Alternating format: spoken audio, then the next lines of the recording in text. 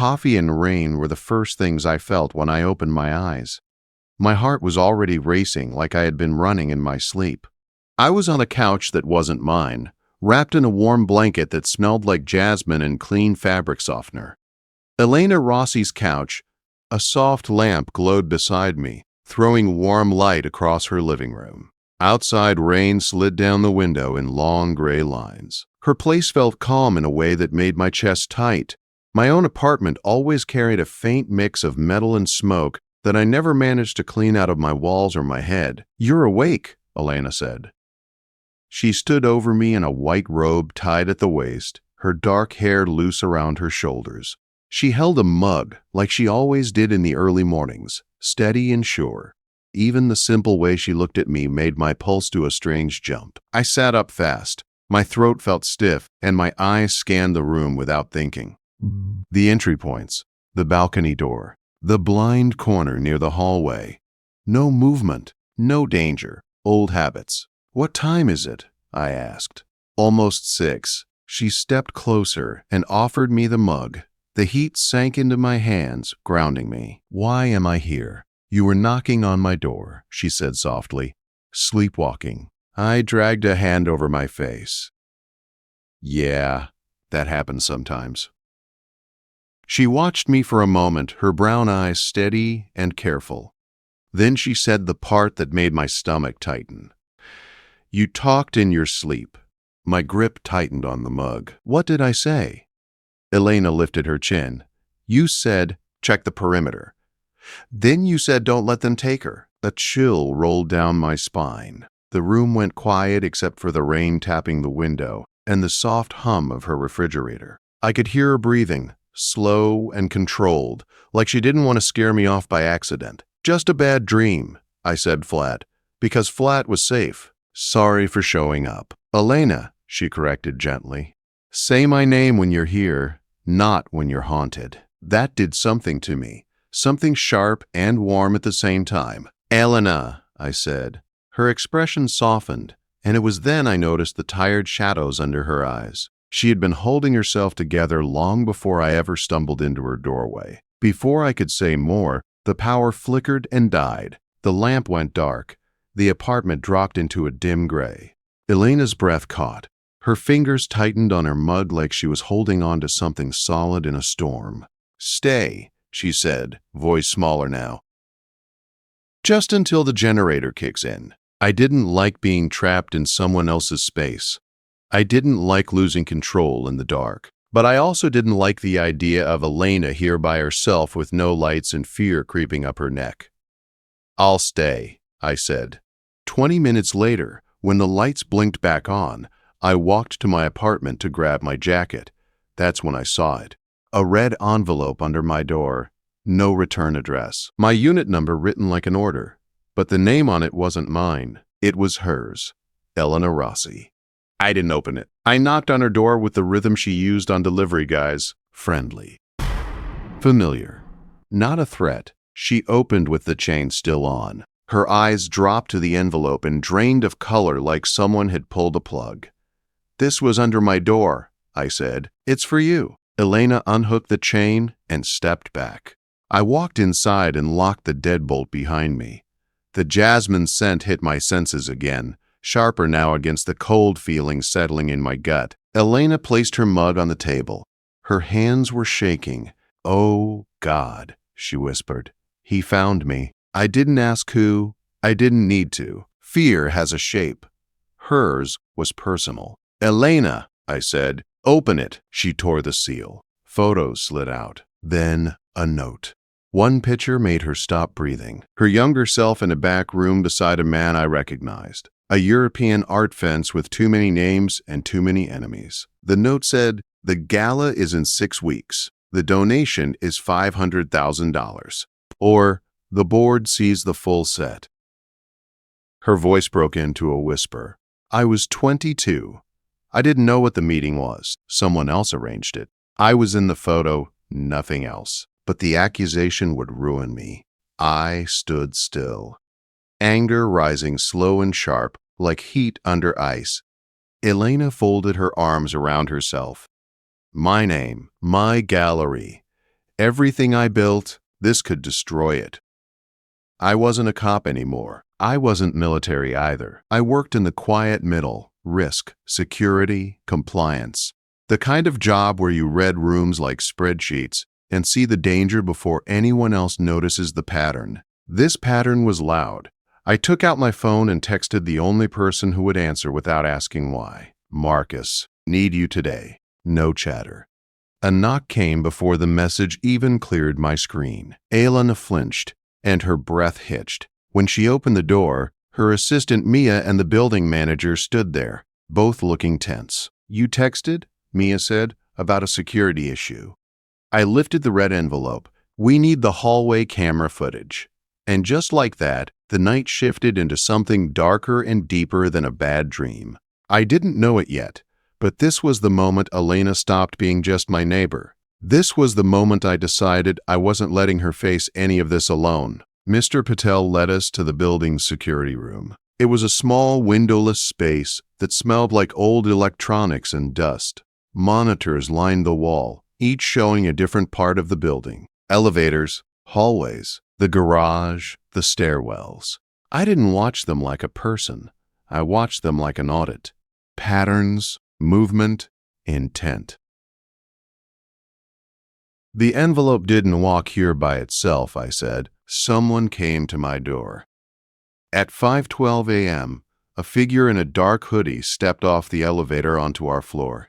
They didn't hesitate. They didn't look around. They walked straight to my unit, crouched, slid the envelope under the door, and walked away like they rehearsed it. Elena leaned closer to the screen. "Can we zoom in?" Mr. Patel enlarged the frame. The face stayed hidden under the hood, but the hand didn't. A signet ring. Clean, expensive. One detail most people wouldn't notice because they focused on the hood. I took a screenshot and sent it to Marcus. Ring. Compared to board photos. Mia folded her arms, jaw tight. "He's bold." "He's comfortable," I said. "Comfort leads to mistakes." We went through access logs next. Doors, key cards, timestamps. Buried in the list was one repeated visitor who didn't belong on our floor. Vance Foundation. Elena's voice went thin. "He has a building credential. Then this stops being drama," I said quietly. "And starts being intrusion?" Her hands trembled again, but she held her chin high. "I can pay it." "No," I said sharper than I meant. Her head snapped toward me. "You don't get to decide that," she said. "I'm not deciding for you," I replied, stepping closer but not crowding. "You can choose to pay. I can choose not to let you do it alone." Mia studied me like she was evaluating my moral code in real time. "What does that mean exactly?" "It means," I said, "I'm not letting her walk into a trap wearing heels and hope." Elena held my gaze for a moment. Then she nodded once. Not in fear, not in surrender. Agreement. The generator hummed back on. Lights flickered through the building. Elena's phone buzzed nonstop. Mia looked down at her screen and went pale. "Elena," she said carefully, "a private donor meeting request. Tonight." "Your office?" "Who?" I asked. "Silas Vance." Mia said, "Board member. Biggest donor." The name hit Elena like a blow she didn't show. "We don't meet him alone," I said. "He'll say you're being dramatic," she argued. "Let him," I said. "Pack a bag. You're not sleeping in a predictable pattern." "I'm not your employee, Cal." "Good," I said. "Then you can fire me any time." "Right now I'm asking." She stared at me for a beat, then nodded. Back in her apartment, I checked the balcony. The latch was loose. I pulled out my tools and started tightening screws. Elena watched me from across the room, arms folded. "Do you ever relax?" she asked. "Relaxing gets people hurt." "You're not in the war anymore." "I know," I said. "That's the problem." The lights flickered again. Somewhere in the building, a door slammed. Elena flinched, tiny but real. I didn't comment. I just shifted so my body stood between her and the hallway without drawing attention. Mia noticed the movement and quietly set Elena's overnight bag by the door. The next morning, Elena stood in a navy suit with her hair pinned tight, CEO armor back in place. I'm going to the gallery, she said. Not alone. I have staff. Do they know how to spot a tail? Pull you out of a blocked car, she glared. You're being paranoid. I'm being precise. She moved for the door. I stepped into the frame, not aggressive, just unmovable. You like giving orders, she said. I like you alive, I said. Different hobby. That landed. She took a breath. Fine. You drive, but stay in the background. No looming. I don't loom, I said. I simplify. In the garage, I swept her car with my foam light. Tires. Wheel wells. Doors. Nothing obvious. When we pulled into traffic, rain streaked across the windshield. 2 blocks later, I noticed a black sedan merge behind us. Then stay there. Turn after turn. Lane changes. Signals. Random decisions that weren't random at all. We have a tail, I said. Elena's jaw clenched. Mia went silent in the back. I didn't speed. I didn't draw attention. I drifted through the city with normal, believable mistakes. Missed turns, quick corrections. Slowdowns. The sedan stayed behind us. I turned into a multi-level parking structure, used the loop, slipped out the opposite side, and turned into a tight exit. The sedan followed in but failed the last corner and had to back off. When we came out into daylight, the sedan didn't. Mia let out a shaky breath. Control stretched thin. That wasn't random, she said. No, I said. That was a message. When we finally reached the gallery, Elena stepped out stiffly. The air smelled like paint and expensive silence. Silas Vance waited inside in a charcoal suit and a smile that pretended to be polite. He took Elena's hand like he was claiming it. And you are, he asked me. Elena's neighbor, I said. How quaint, Mia cut in before I could answer. Elena has 10 minutes. Silas ignored her and leaned closer to Elena. 500,000. Or the board sees your little secrets. Her throat tightened. Then she lifted her chin. Send your invoice. She walked away. I followed. Quiet. Close. Protective. Hours later, I replaced Elena's door lock with a commercial-grade keypad. Secure. Logged. Untamperable. She watched from a few feet away. Her eyes softer now. Her voice came low. Thank you, Cal. Something in my chest shifted. I didn't show it. When Mia ordered food, Elena tried to act normal. She picked at pad thai until she made a mess on her plate and frowned like the noodles betrayed her. You're not eating, she said to me. I ate earlier. A lie. She slid her fork toward me. Then eat again. Not flirtation. A quiet command, and I followed it. Later, when the dishes were in the sink and the apartment was quiet except for rain, Elena rinsed her hands under the faucet. I stepped behind her and adjusted the angle so the water stopped splashing her wrist. She looked over her shoulder. You don't just fix locks, she said. No, I said. I fix variables. What variable am I? I should have said client, assignment, risk factor. Instead, I said, the one I don't want to see break. Elena froze. Her hand hovered near my wrist, then slowly rested there. I didn't move first. I let her choose. Her fingers tightened. I turned my palm and held her hand fully. Mutual. Marcus met me at a diner near the precinct that night. The place smelled like burnt coffee and old wood, but it was quiet, and quiet was what we needed. He slid a folder across the table without a word. Silas Vance, he said. Shell companies, fake donors. Laundered money through art investments.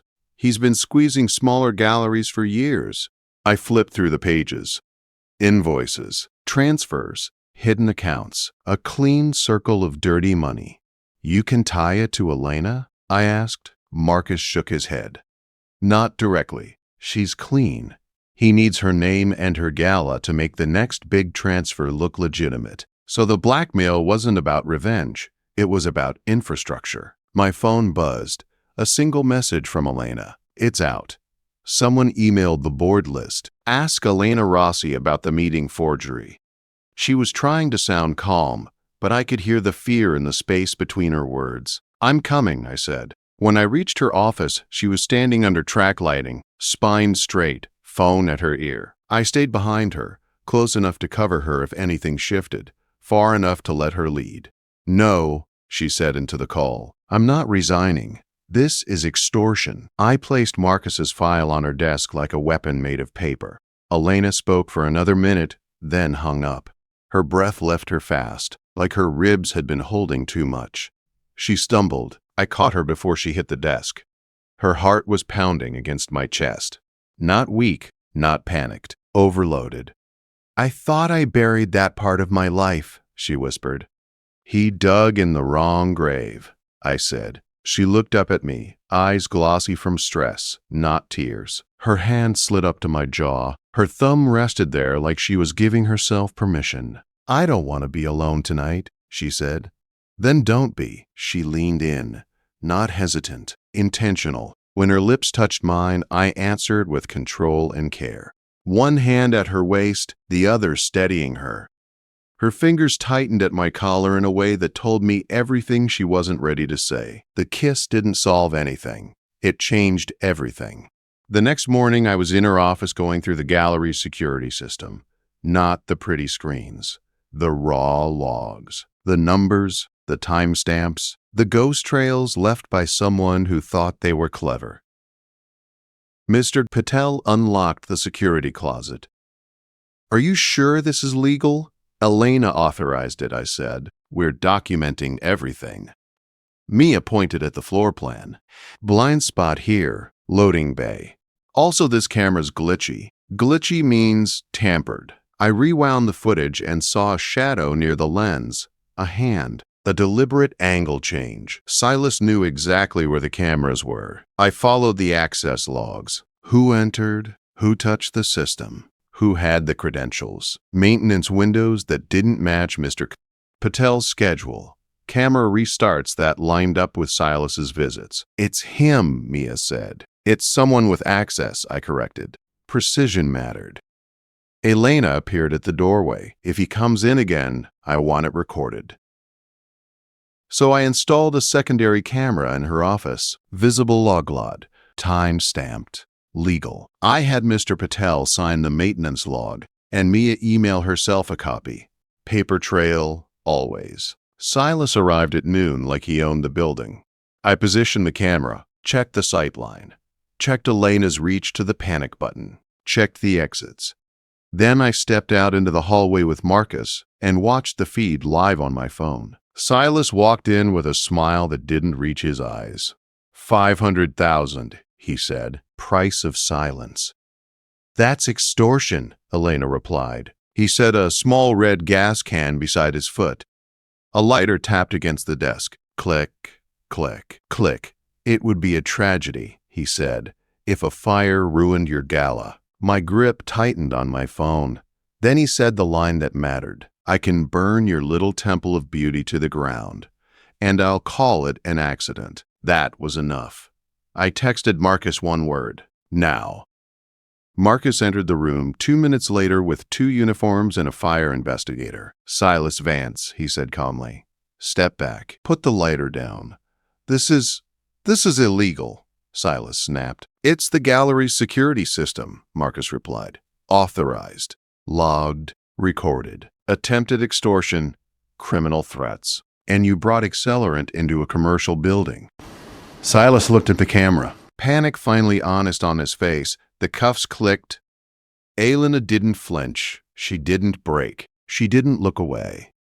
When he was gone, she placed her hand lightly on my wrist. "You were watching," she said quietly. I was close. Her touch tightened, a soft, steady hold that grounded both of us.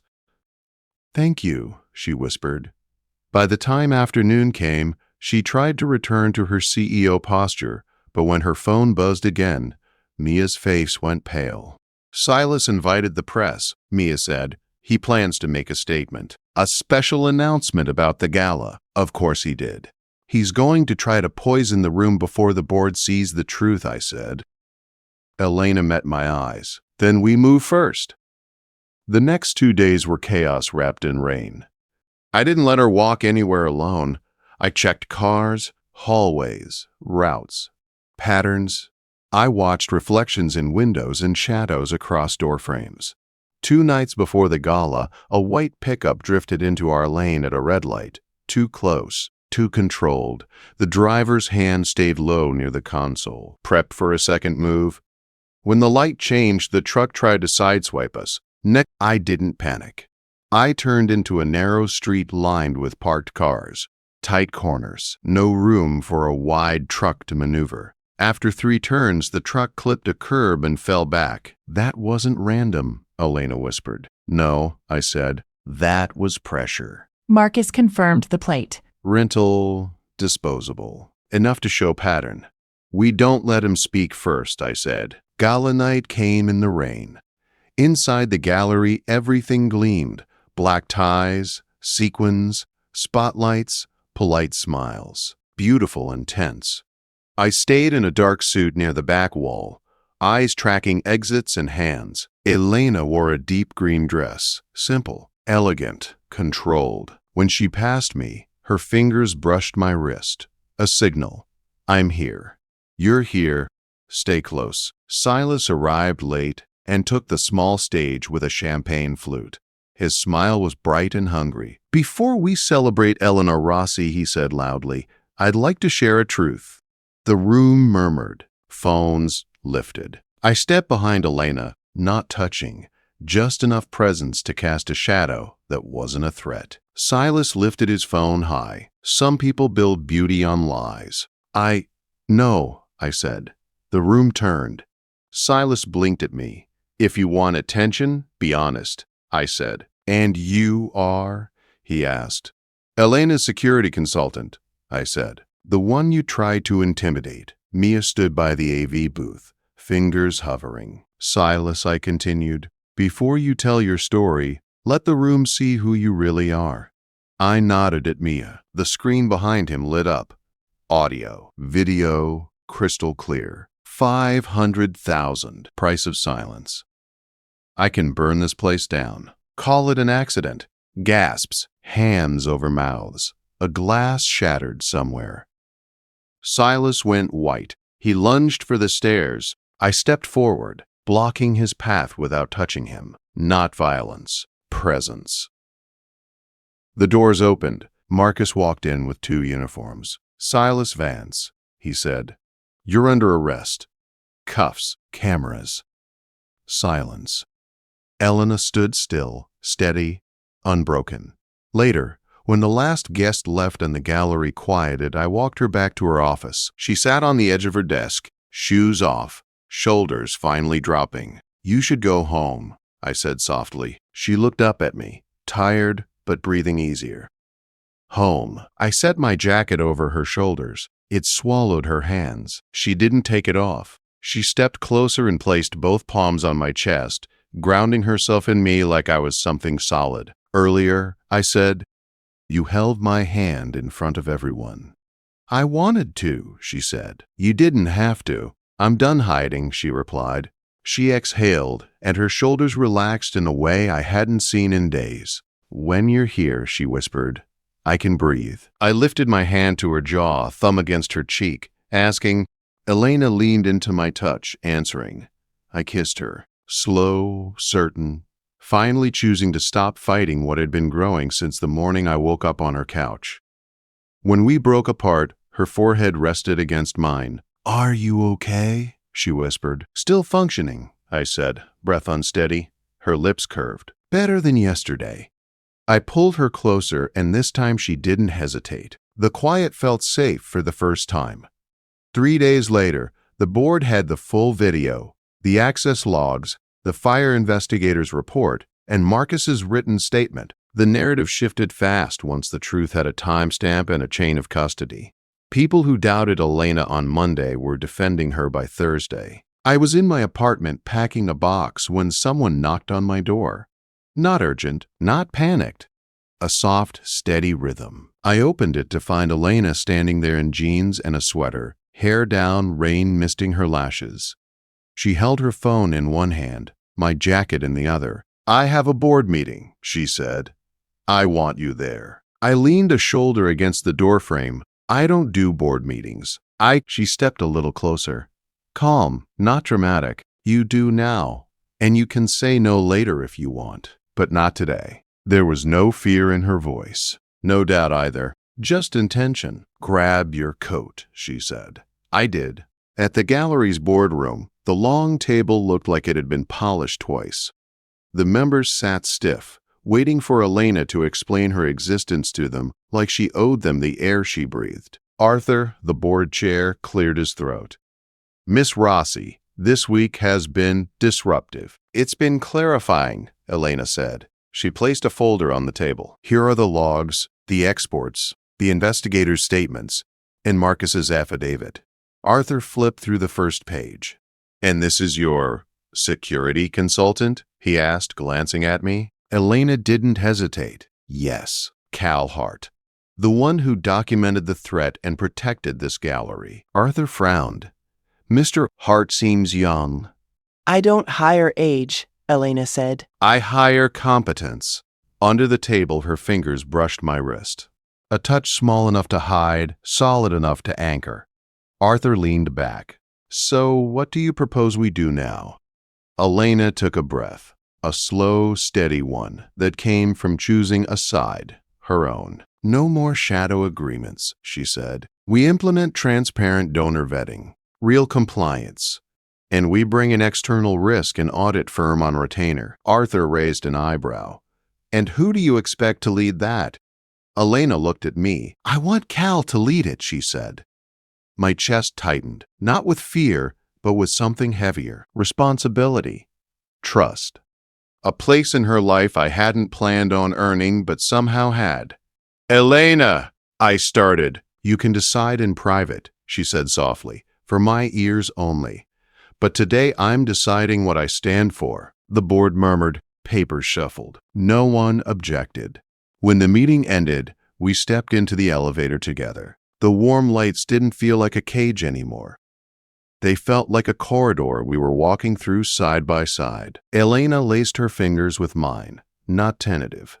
Normal. In the lobby, her steps slowed. She turned to me with that quiet, precise look that always made me straighten without thinking. You were talking in your sleep after the gala, she said.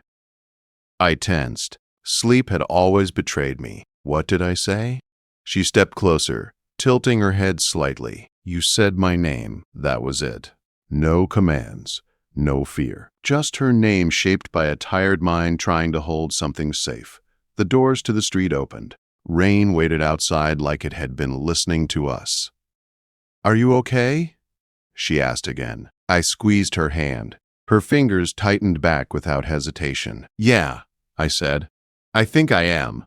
Elena smiled then, for real this time. Slow, soft, certain. We walked out into the rain together, not because it was safe, but because we weren't walking alone anymore.